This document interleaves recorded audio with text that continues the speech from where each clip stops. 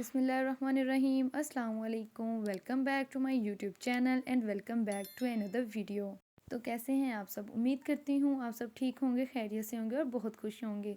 तो आज मैं आपके लिए लेकर आई हूँ मज़ेदार कस्टर्ड की रेसिपी, जो कि होने वाली है बहुत ही मज़ेदार और यम्मी। तो चलते हैं अपनी मज़ेदार सी रेसिपी की तरफ। यहाँ सबसे पहला जो इंग्रेडिएंट लिया है वो है कस्टर्ड पाउडर। यहाँ पे मैंने वनीला लिया है फ्लेवर में, और यहाँ पे मैंने ब्रांड लिया है नेशनल का। आप चाहें तो रिफ़ाइन का भी ले सकते हैं और कोई सा भी अपनी मर्ज़ी का फ्लेवर भी चूज़ कर सकते हैं। इसके बाद जो चीज़ हमें चाहिए वो है दूध। यहाँ पे मैंने 1 लीटर दूध लिया है, यानी कि ये 1 kg दूध। और इसके बाद जो थर्ड इंग्रेडिएंट है वो हमारे पास है जी क्रीम। यहाँ पे मैंने ऑलपर्ट की क्रीम ली है। आपके पास अगर किसी और ब्रांड की भी अवेलेबल है तो आप वो भी इस्तेमाल कर सकते हैं। और क्रीम के बाद हमें जो फोर्थ इंग्रेडिएंट चाहिए वो है शुगर। यहाँ पे मैंने तकरीबन 1 कप शुगर ली है। आप तो कम या ज़्यादा भी कर सकते हैं अपने टेस्ट के हिसाब से, लेकिन मैंने यहाँ पे 1 कप ली है। तो आपको जिस तरह से आपको बेहतर लगे आप कम या ज़्यादा भी कर सकते हैं। सबसे पहले हमने जो दूध लिया था 1 लीटर, उसको हम कर लेंगे अच्छे से बॉयल। तो इसको तकरीबन हम 5 से 7 मिनट के लिए करेंगे अच्छे से बॉयल। तो बॉयल आने का वेट करेंगे और इसको जो फ्लेम है इसका वो रखेंगे हम तकरीबन मीडियम टू लो फ्लेम पे इसको हम बॉयल करेंगे। ठीक है, तकरीबन इसको 5 से 7 मिनट हम करेंगे बॉयल। यहाँ पे 5 से 7 मिनट के बाद हमने यहाँ पे जो ली थी शुगर, 1 कप शुगर लिया था मैंने, तो इसको हम डाल देंगे दूध के अंदर और इसको अच्छे तरीके से हम कर लेंगे मिक्स, ताकि जो शुगर है वो दूध के अंदर अच्छे तरीके से मिक्स हो जाए और जो देचकी के साथ ना लगने पाए। ठीक है, इसको अच्छे तरीके से हम कर लेंगे मिक्स। तकरीबन 5 से 7 मिनट के लिए दूध के अंदर चीनी को करेंगे अच्छे तरीके से मिक्स। और इसके बाद हम करेंगे, ले लेंगे थोड़ा सा दूध। यहाँ पे मैंने ठंडा दूध लिया। अगर आपके पास दूध नहीं है तो आप नॉर्मल टेम्परेचर का या थोड़ा सा ठंडा पानी भी ले सकते हैं। ठीक है, अदरवाइज़ आपने गर्म दूध नहीं लेना। ठीक है, और इसके अंदर मैंने डाले थे तकरीबन 5 से 6 चम्मच कस्टर्ड पाउडर के। आप कम या ज़्यादा भी कर सकते हैं क्वांटिटी के हिसाब से, लेकिन आपने इतना कस्टर्ड पाउडर लेना है कि और जो आपका कस्टर्ड है वो थिक बने, क्योंकि उसके अंदर हमने क्रीम भी ऐड करनी है तो वो मज़ीद थिन होगा। ठीक है, इसलिए इसको हमने करना है अच्छे तरीके से। इतनी क्वांटिटी लेनी है कि ये ज़्यादा थिक हो जाए। ठीक है, और इसके बाद मैंने ये तकरीबन यहाँ पे ले लिए थे 5 से 6 चम्मच कस्टर्ड पाउडर के। और इसके बाद हम इसको करेंगे अच्छे तरीके से मिक्स, ताकि इसके अंदर कोई लम्स या गुठलियाँ वगैरह ना रह जाएं।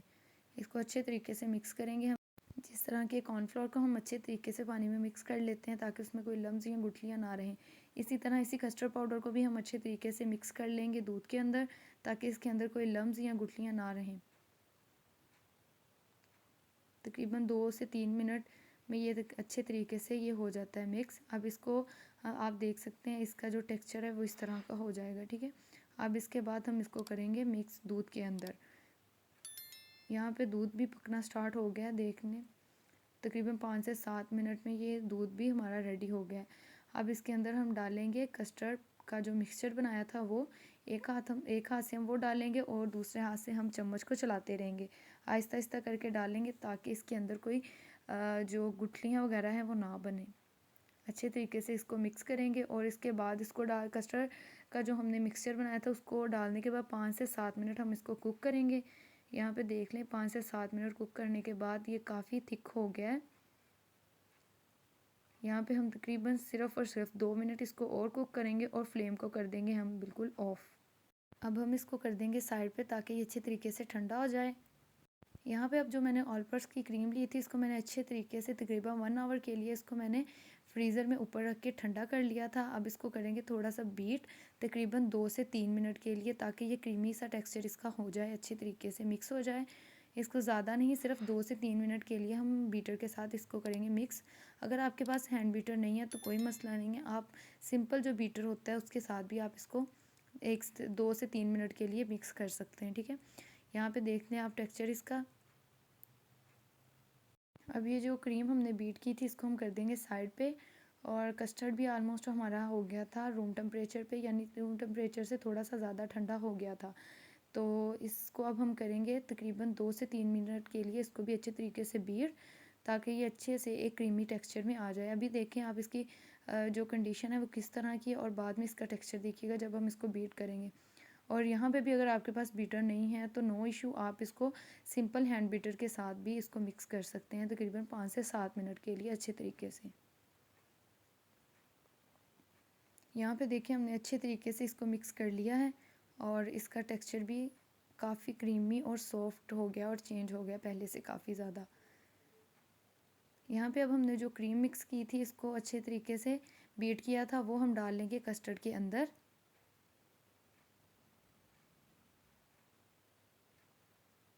अच्छे तरीके से हम इसको इसके अंदर डाल देंगे कस्टर्ड को, कस्टर्ड के अंदर क्रीम को। और अब इसको भी हम बीटर की मदद से तकरीबन 2 से 3 मिनट के लिए ऐसे ही मिक्स कर लेंगे। और आप देख सकते हैं कि पहले काफ़ी थिक था और अब ये बिल्कुल नॉर्मल कंडीशन में आना शुरू हो गया है, नॉर्मल थिन थोड़ा सा हो गया पहले से। और इसका कलर भी थोड़ा सा चेंज हो जाता है क्रीम डालने की वजह से।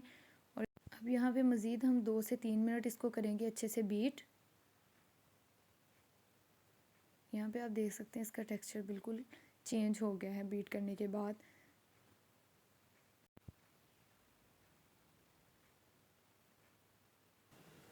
अब इसको हम करेंगे साइड पे और आपको जो जो फ्रूट अच्छे लगते हैं आप वो उनको अच्छे तरीके से प्यारा सा कटिंग कर लें। मैंने यहाँ पे एप्पल लिया था, बनाना और ग्रेप्स, ठीक है इनको। और यहाँ पे लिया था मैंने बादाम, तो इनको हमने कर लिया था अच्छे से चॉप, बादाम को भी अच्छे तरीके से हमने कर लिया था कटिंग।